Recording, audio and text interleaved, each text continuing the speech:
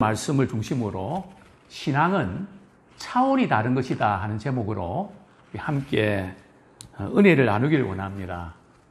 제가 초등학교 때 여름 방학을 앞두고 선생님이 각 반에서 이제 도화지를 한 장씩 주셨습니다. 그리고 콤파스로 방학 기간 동안에 생활 계획표를 짜라고 그 흰 도화지 위에 이제 원을 그리라고 했습니다.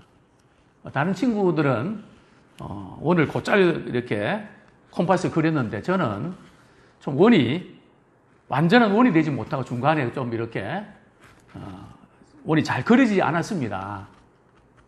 그래서 이 원을 그린다는 게 참 어렵구나. 그래서 저는 컴퍼스로 원을 그리는 것에 대한 트라우마가 있습니다. 잘 그려질까? 제가 오늘 설교 준비를 하면서 문득 그런 생각이 들었습니다. 우리 인생은 어쩌면 흰 도화지 위에 원을 그리는 것이 아닌가. 과연 우리는 어떤 인생의 원을 그리고 있습니까?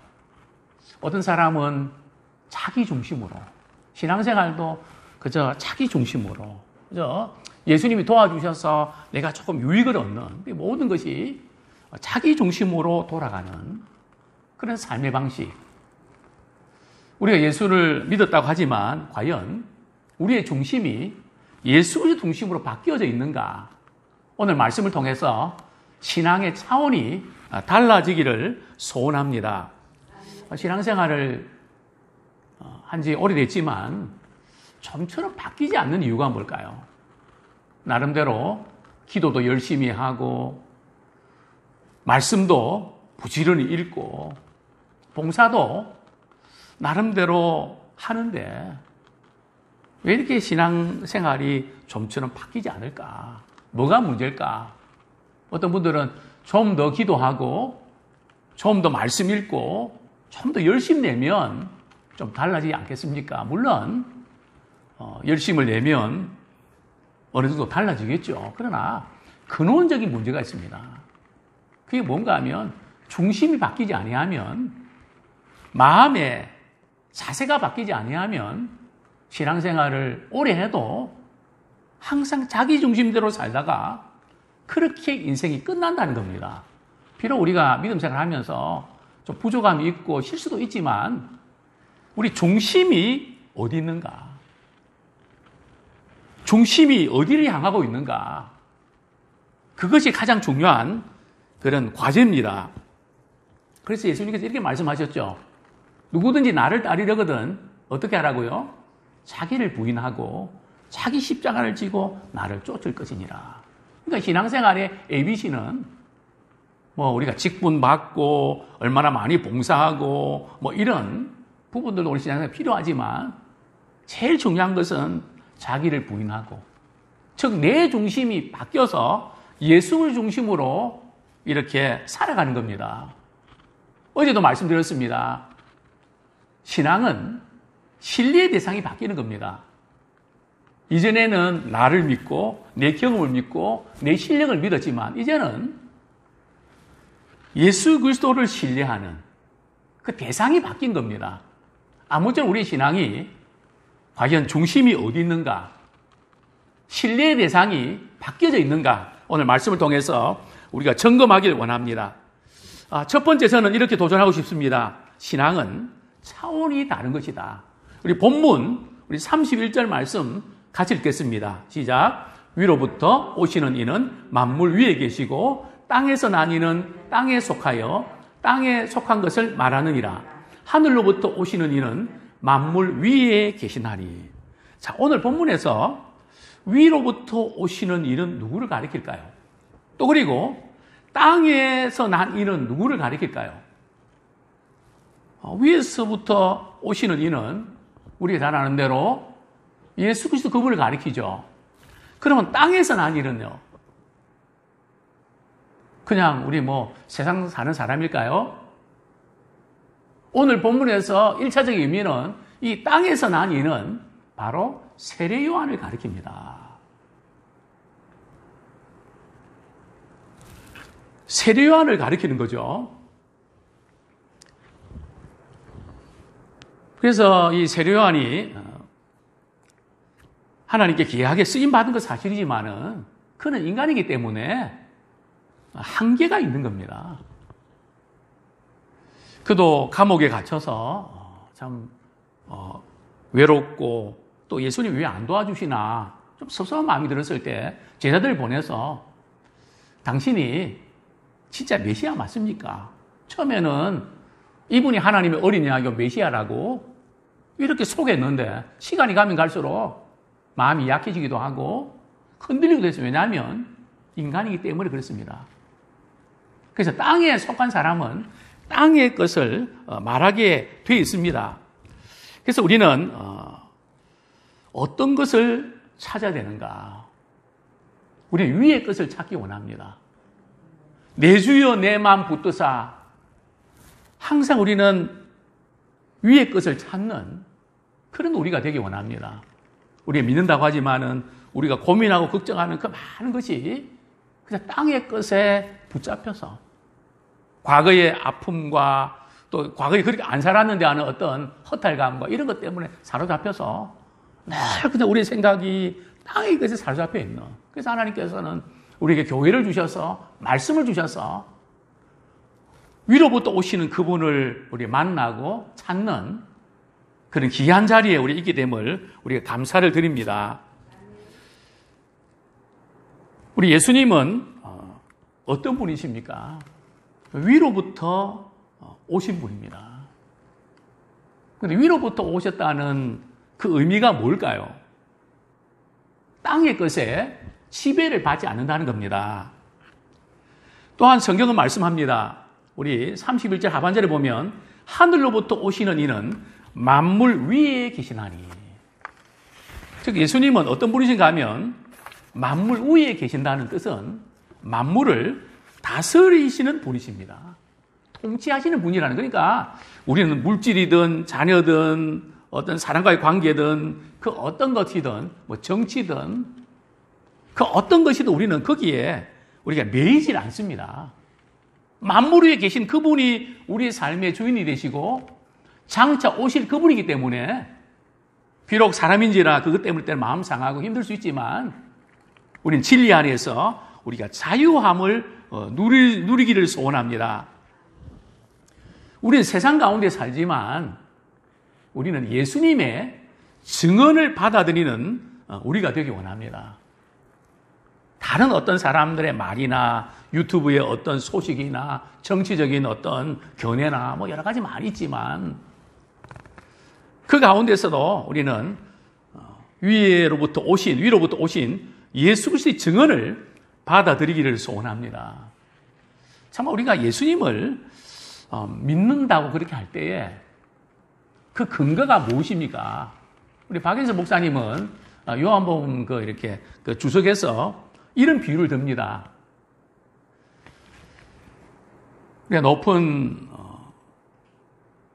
아파트에서 한 손에는 무거운 물건을 그리고 다른 한 손에는 가벼운 물건을 가지고 떨어뜨리면 어떤 것이 빨리 떨어질까요?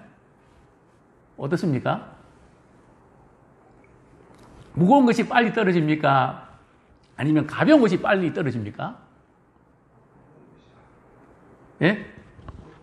예, 똑같습니다. 예.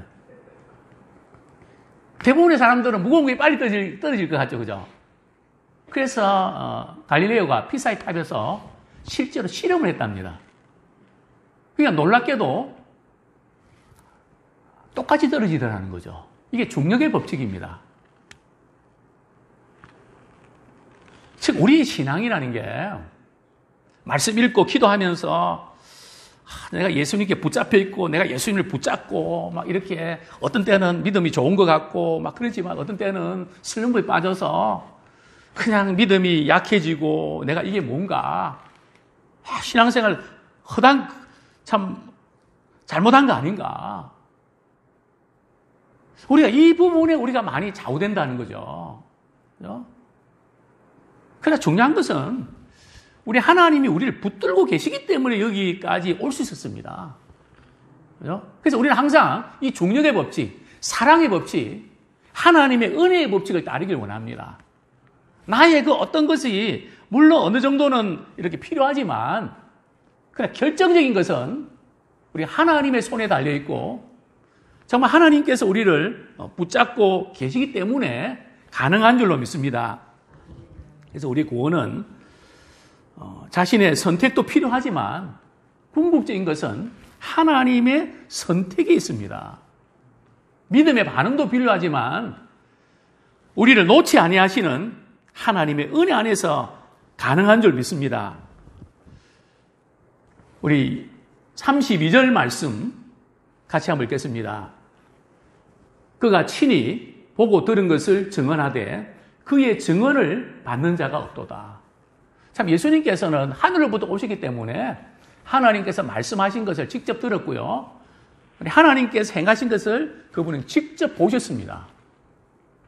그것을 이 세상에 이렇게 오셔서 하나님에 대해서 우리에게 말씀하시는데 당시의 유대인들이 오늘날 많은 사람들이 그 예수님의 증언을 받아들일까요? 받아들이지 않을까요?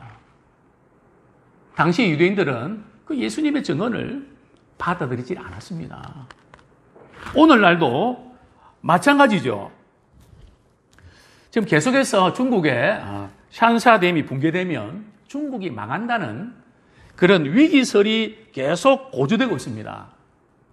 국민일보의 기사에 의하면 자신이 황사오쿤 중국 건축과학원 교수라고 주장하는 인물이 SNS에 마지막으로 한번 말합니다. 이 창 아래 지역은 빨리 도망가십시오. 빨리 도망가십시오. 그래서 그 주민들이 도망을 가야 되냐? 그래도 있어야 되냐? 그 교수의 말을 믿어야 되냐? 믿지 말아야 되냐? 고민을 하고 있다는 거죠. 그래서 만약에 이게 지금 이 댐이 무너지면 중국의 4억 인구가 어려움을 겪게 되고 결국 중국이 망한다는, 또 어떤 분들은 이 지금 샨샤댐이 이렇게 무너지면 남해안 일대도 영향을 미친다는 뭐 그런 학자들의 견해도 있습니다. 그래서 이렇게 중국 네티즌들이 많이 불안해하고 힘들어한다는 겁니다. 물론 이거 굉장히 중요한 문제죠. 그러나 우리 주님은 참 이 세상에서 어떻게 위기를 극복하느냐 그 차원에만 국한되는 것이 아니고 우리 주님은 영생의 문제를 다루고 있습니다. 영생의 이 증언을 받아들이면 영원한 생명을 얻고 받아들이지 아니하면 영원한 형벌과 지옥불의 고통을 받게 됩니다. 그렇기 때문에 우리가 누구의 증언을 받아들이는가, 이것이 대단히 중요합니다. 그런데 우리는 두 번째로 좀 우리가 한번 도전받고 싶은 부분들은 땅의 것으로 위의 것을 판단하지 마십시오.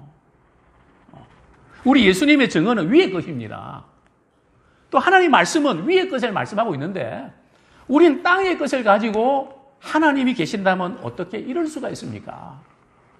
이렇게 자꾸 판단하고 시험 든다는 거죠. 예를 들면 수험생들이 참 열심히 공부하고 정말 이렇게 좋은 대학 가려고 최선을 다했는데 뭐 주일도 안 빼먹고 열심히 신앙생활하고 공부도 열심히 했는데 좋은 대학에 떨어졌습니다. 근데 가만 보니까 자기 친구는 교회는 다니지만은 설렁설렁 다니고 뭐 기도 생활하는 것도 아니고 참 신앙생활 저렇게 하면 되나 이렇게 생각했는데 그 친구는 좋은 대학에 딱 붙었네요.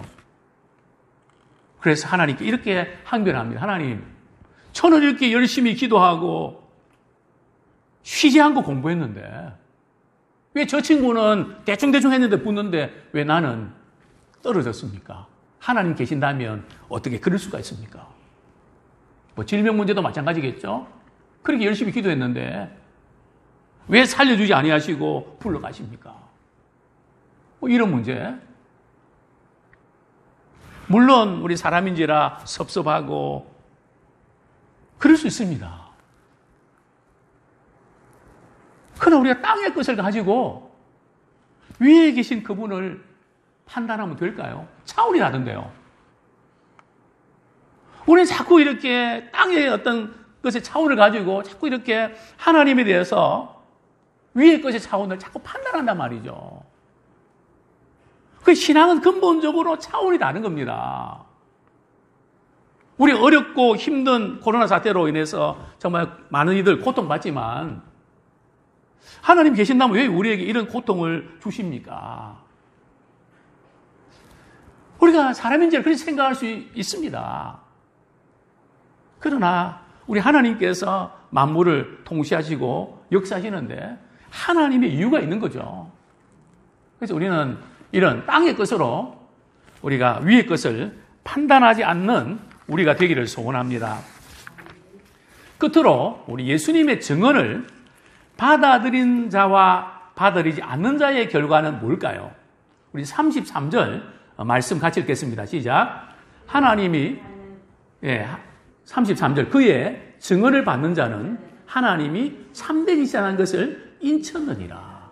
즉 예수님의 증언을 받아들이는 사람들은 결과가 있다는 거죠. 어떤 결과가 하면 하나님이 참되시다는 것을 인쳤다는 것은 도장을 찍었다는 겁니다.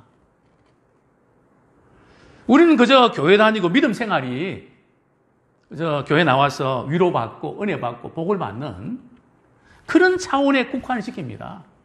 신앙은 범위가 거기에 국한되는 것이 아니고 넓습니다. 우리가 받아들이기 어려운 상황과 환경에도 하나님은 참되십니다. 하나님께서는 가장 모든 일을 좋게 하십니다. 그것을 받아들이는 것입니다. 우리는 이것을 어떤 때는 하나님이 좋을 때도 있고 어떤 때는 하나님이 안 좋을 때도 이게 아니고요.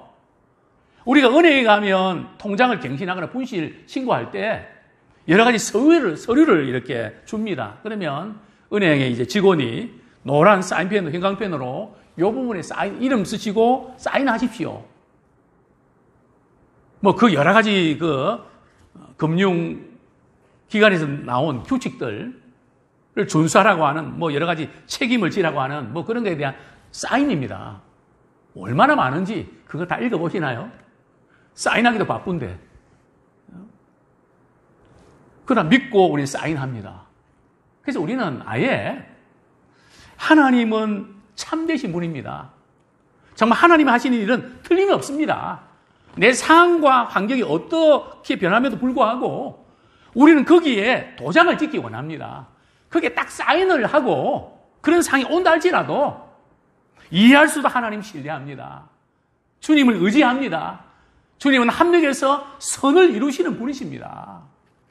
우리 그렇게 믿고 의지하며 나가길 원합니다. 왜냐하면 하나님이 보내신 이는 하나님의 말씀을 하십니다. 예수님은 사람의 말을 하는 분이 아니고 사람이 어떻게 생각하든지 그거 눈치 보는 분이 아니고 하나님의 말씀을 우리에게 주시는 분이십니다.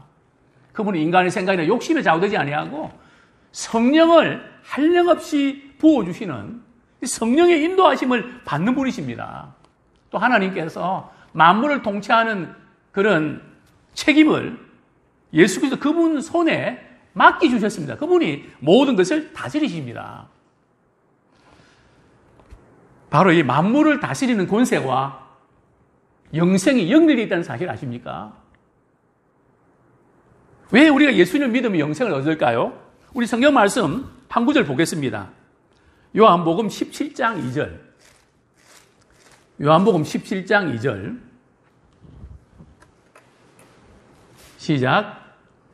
아버지께서 아들에게 주신 모든 사람에게 영생을 주게 하시려고 만물을 다스리는 권세를 아들에게 주셨음이로소이다.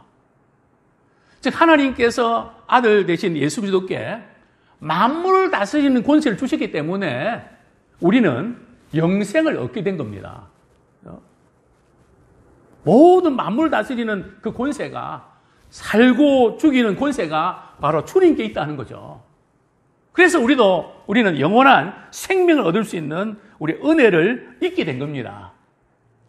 이제 결론적으로 우리 요한복음 3장 36절 말씀 읽고 말씀을 정리하겠습니다. 시작. 아들을 믿는 자에게는 영생이 있고 아들에게 순종하지 아니하는 자는 영생을 보지 못하고 도리어 하나님의 진노가 그 위에 머물러 있느니라.